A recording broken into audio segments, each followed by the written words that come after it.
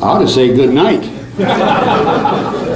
That was really, Bill and Lucy, thank you. And by the way, Lucy was one of my staffers, and I will say with all my heart, the key to be successful as far as the Congress go is to be one that hires good staffers.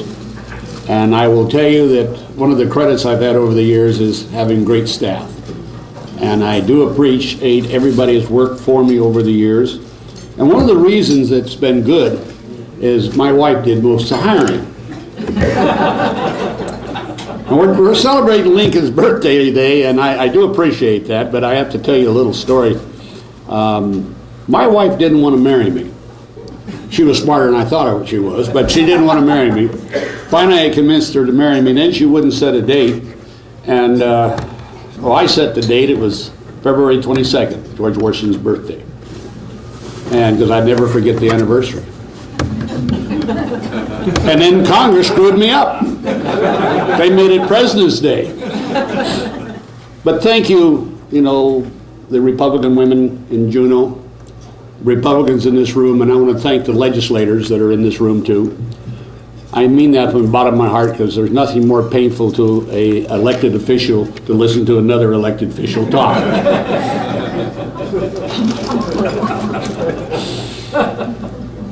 Lincoln, just think about it a moment.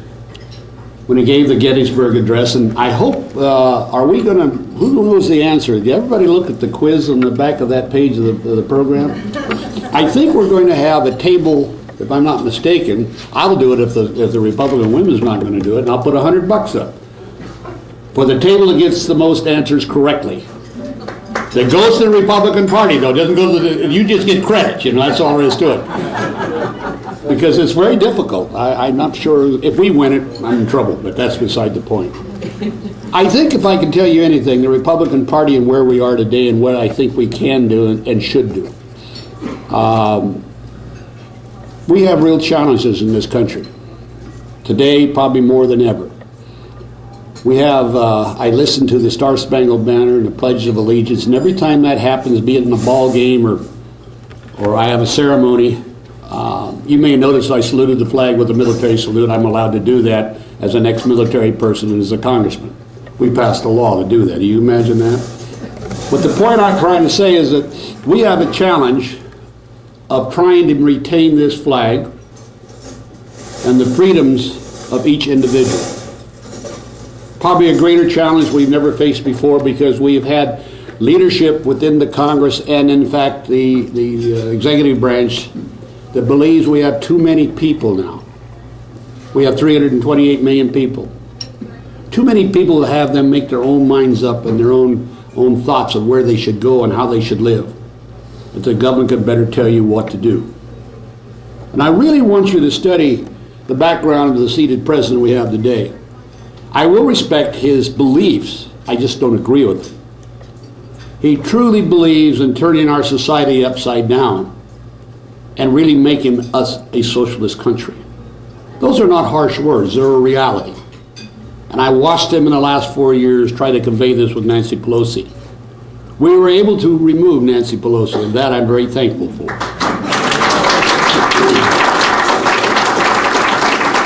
We elected 85 new freshmen, and I will give them credit. That's a huge crowd. My class was one. I liked that, boy. I was president, vice president, and head of the thing a little bit. I got sworn in as one. But 85 new freshmen, 45 who had never held elective office. And they had grandiose and great ideas, a lot of them I agree with. And they came to town and they were going to turn the world upside down.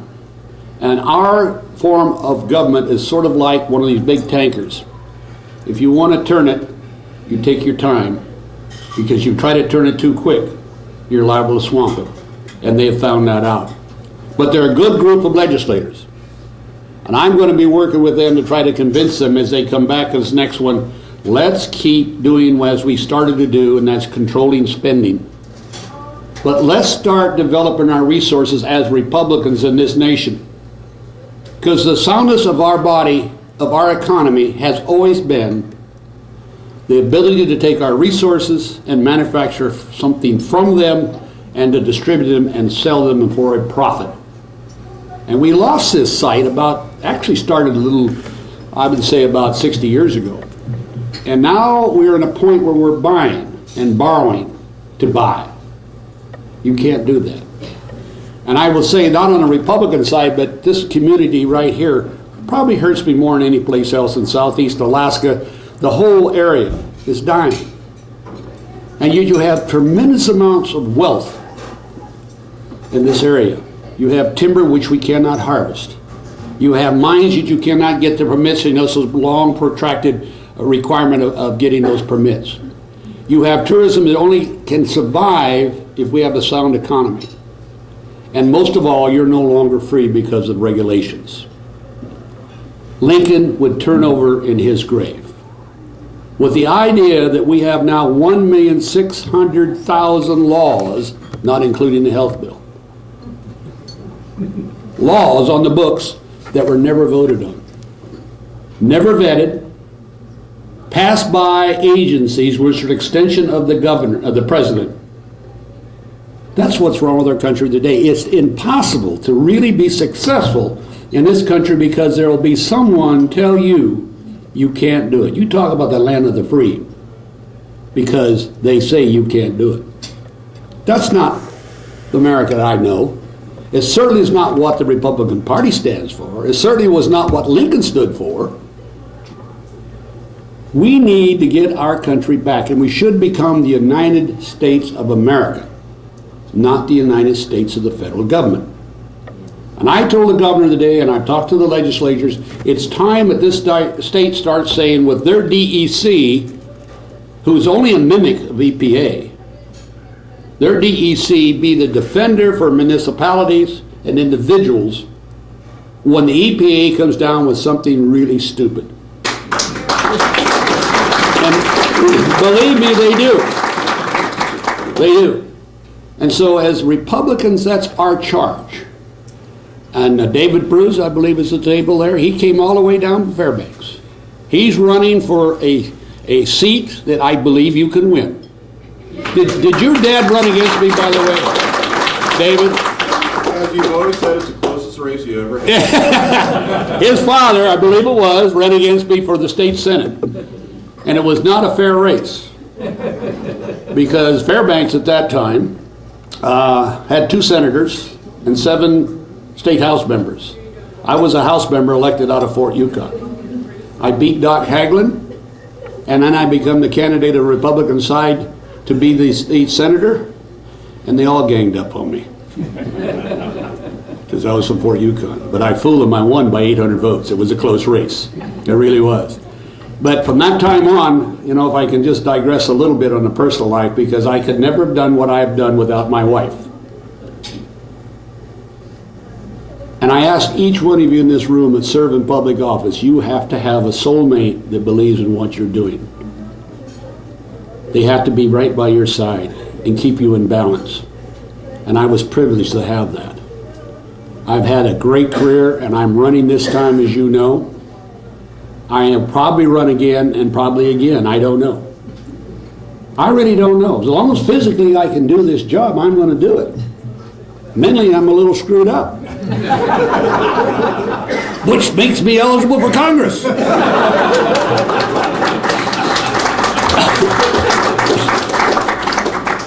I know that someday I'll be replaced. I recognize that. The God will either take care of it. And by the way, I have to do this. It's nothing to do with Lincoln, but it has something to do with myself. Lou's passing was a tremendous shock to me. And I had a hard time coming to grips with God over this. And I've done so. But I will tell you, I finally figured out why she left me early. She was 10 years younger than I was. She left me early because she had to get up there and get a petition and gather names to get me in heaven. She hasn't got them yet, or I wouldn't be here. But the House membership of the Congress, to me, is the finest job in the world.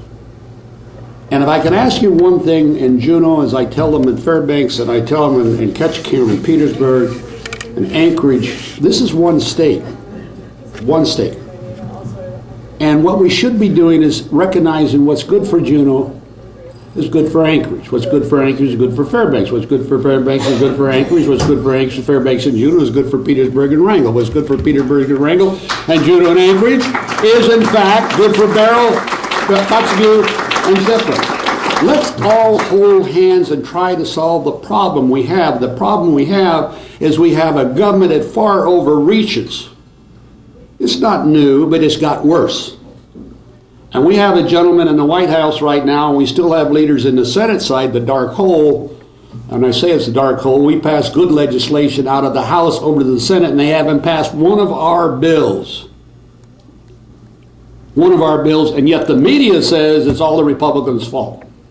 And we get blamed because we control one part of the government, Republicans.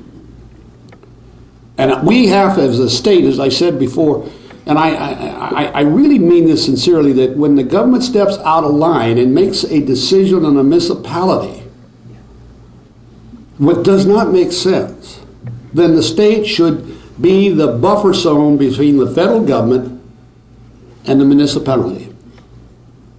No, your science is wrong. Our science is better. You prove us wrong. They'll be afraid to do it because they can't afford to lose. But what we've done over the years is agree.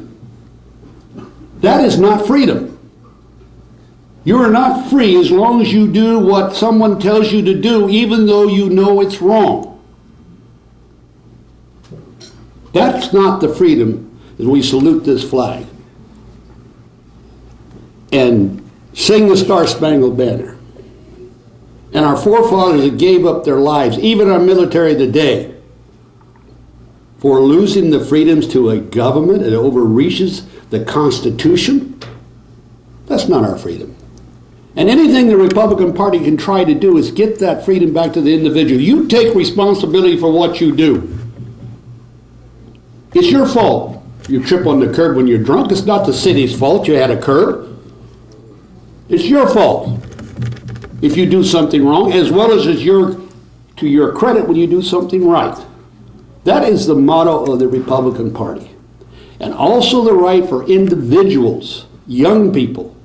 And by the way, the younger people are more conservative now than a lot of our baby boomers. They see that what has occurred, they are now straddled with a $17 trillion debt, raised $1.2 trillion the last 4 years every year. Every year. They see this can't continue. So we have to, as Republicans, the party has to get together and say, okay, anybody but Obama. Because he is trying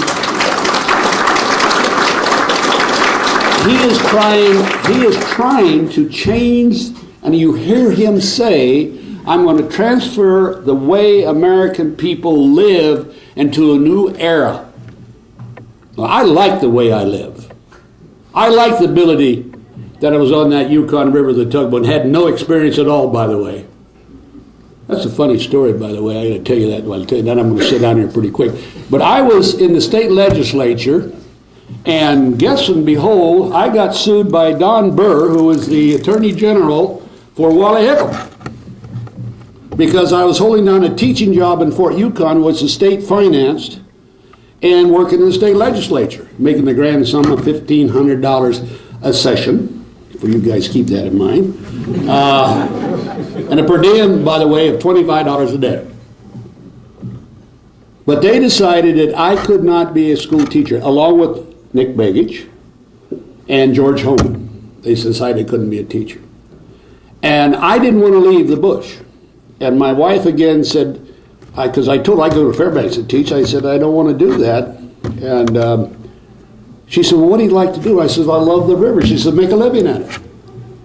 So I went down in Indiana, talked to Art Peterson, convinced him in one day that I could start the line up from Dawson to Fort Yukon to Old Crow and down to Tanana. And he says, okay, you got a 64-foot tug, 4 GM motors in it, and a 300-foot barge, and he says, all yours. The biggest boat I ever drove in my life was 20 feet long. But I'll show you how to get things done. I walked into the bar because I was in a state of shock. By the way, it was for $1,200 a month. I paid him. And anything I make over that was mine, but I had to pay all expenses. And by the way, the other thing, I only had to have my business license. I got my captain's license. I got my pilot's license the next year, but I did it that year without those licenses. I was a bandit. But I got those things later on. Now I went down to the same company, and they have a Coast Guard file that big that you have to fill out before you leave the dock. That's not too bad. They have a Homeland Security file this big, TSA. And if you don't fill out the proper papers the right way, you can't leave the dock. Serving the same people I did with 3 pieces of paper, which means the prices rose up. And I said, why are you making the Crowley do this and the other shipping tugboat operators out of Nana do it? She says, we're worried about tariffs. On the Yukon River? The only tariffs on the Yukon River is me. I mean, this is silliness. It's silly. It has nothing to do with it. But anyway, I walked into the bar, and there was a guy sitting in the bar with a cowboy hat, a baseball hat on sideways, and he says, you're the dumb son of a bitch that Art Peterson talked to taking that barge down the river and to sink it so he can collect the insurance.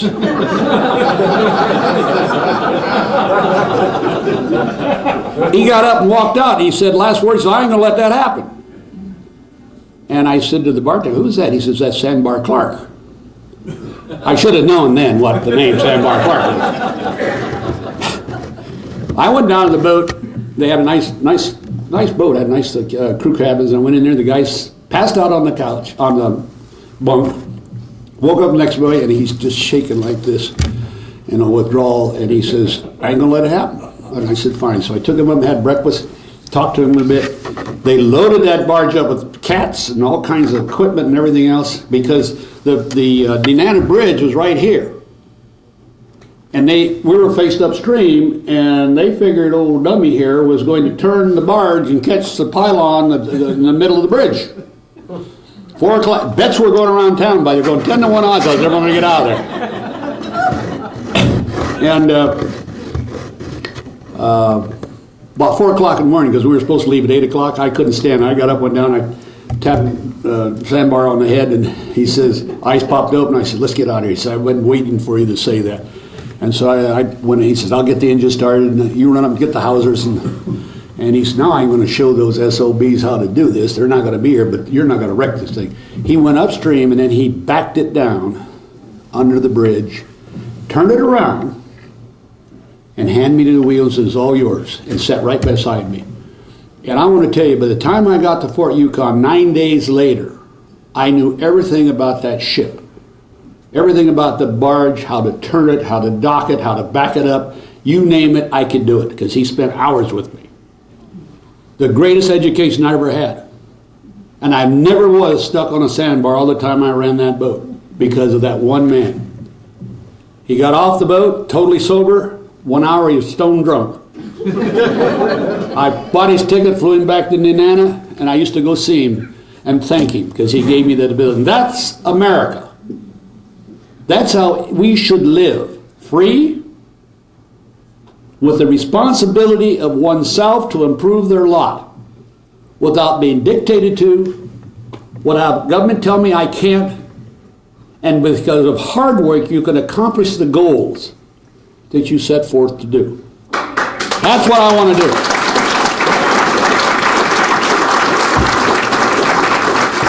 And we can do this together. Across this state, we're going to have a state convention in Anchorage. And by the way, the best conventions I've ever had in the Republican Party were Juneau, Ketchikan, and Sitka. I'm dead serious. You know why? Because you can't go anywhere. It's really neat. But they're having it in Anchorage. So go there. Let's talk about what we're going to do. We're going to have a convention this year, and I'm not going to get into the presidential campaign other than the fact I'm for anybody but Obama. That's my slogan, anybody but. And with your help, with your support, I will have an opportunity to serve you again for 2 years as the Republican Congressman that at that time, with this election, I'll serve 42 years in the United States Congress. If you don't do it, I think you're trying to tell me to shut up, but that's good.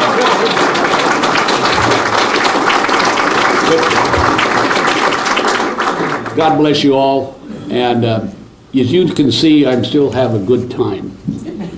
Anybody see me with my propeller hat on? Did you see that? Oh, my daughters didn't like that. My daughter says, "Daddy, you just look silly," because I wore a propeller hat at an interview on energy, and it had Obama's energy plan. And she says, "It looks silly." And I says, "That's the intent." But anyway, good night, and thank you for inviting me to be at this meeting. Thank you very much. I appreciate it.